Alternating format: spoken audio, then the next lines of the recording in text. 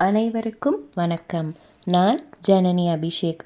இந்த பதிவில் இன்றைய தினத்தின் மகத்துவமான அன்னாபிஷேகம் பற்றி காண்போம். ஆற்றுவார் ஆற்றல் பசியாற்றல், அப்பசியை மாற்றுவார் ஆற்றலின் பெண். தவ வலிமை உடையவரின் வலிமை பசியை பொறுத்து கொள்வதாகும். அதுவும் அப்பசியை உணவு கொடுத்து மாற்றுகிறவரின் ஆற்றலுக்கு பின்தங்கியதாகும்.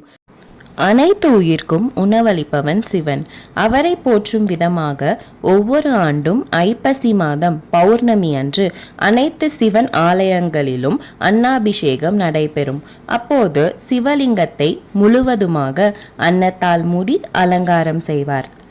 எதற்கு இந்த ஸ்பெசிஃபிக் டேட் அன்னாபிஷேகத்திற்காக ஒதுக்குகின்றனர் என்பதை பற்றி பார்ப்போம்.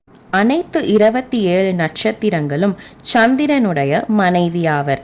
அதில் ஒரு கண்ணில் வெண்ணையும் ஒரு கண்ணில் சுண்ணாம்பும் வைப்பது போல ரோஹிணி நட்சத்திரம் மீது பெரிய அளவில் நாட்டமின்றி இருந்தார் சந்திரர்.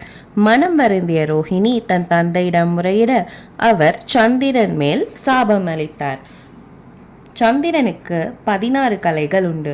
அவற்றில் ஒவ்வொன்றாய் தேய தேய மீதம் 3 கலைகள் மட்டும் இருந்த நிலையில் திங்களூரில் சிவனிடம் சாப விமோச்சனம் வேண்டினார். அவர் வேண்டுதலுக்கு மனமிறங்கி அந்த 3ஆம் பிறையை தலையில் சூடிக்கொண்டார் சிவபெருமான். செய்த தவறுக்கு சாபம் முழுமையாக நீங்க பெறாமல் பொலிவு தேய்ந்து மறைந்து பின்னர் மீண்டும் வளர்ந்தும் தேய்வதுமாக இருக்கும் என்றார் பெருமான்.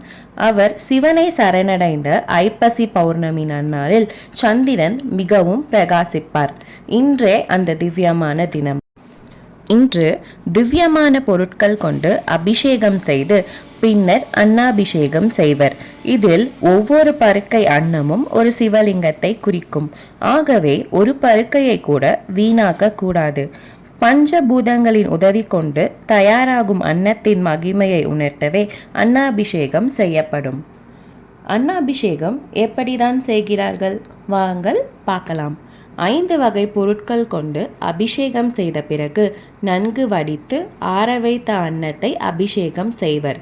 இப்படி செய்யப்பட்ட அபிஷேகம் சுமார் 1.5 மணி நேரத்திற்கு அப்படியே இருக்கும்.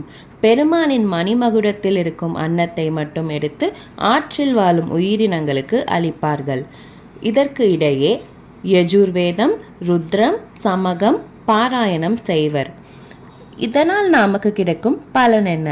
காண்பவர்க்கு இப்பிறவியில் தொழில் வியாபாரம் பிரச்சனைகள் தீரும், உடல் பொலிவு உறும், உணவு பஞ்சம் நேராது, நிதிநிலை மேலோங்கும், இறப்பிற்கு பின் சொர்க்கம் செல்வர். தனியொரு மனிதனுக்கு உணவில்லையெனில் ஜகத்தை அளித்திடுவோம் மானிடா என்னும் பாரதி கூற்றுக்கிணங்க அனைவரும் பகிர்ந்துண்டு ஈசனின் அருள் பெறுவோம். மனதார வணங்கி சொல்வோம் ஓம் நம சிவாய. தென்னாடுடைய சிவனே போற்றி, எந்நாட்டவர்க்கும் இறைவா போற்றி. ஓம் நம சிவாய. ஓம் நம சிவாய. திருச்சிற்றம்பலம்.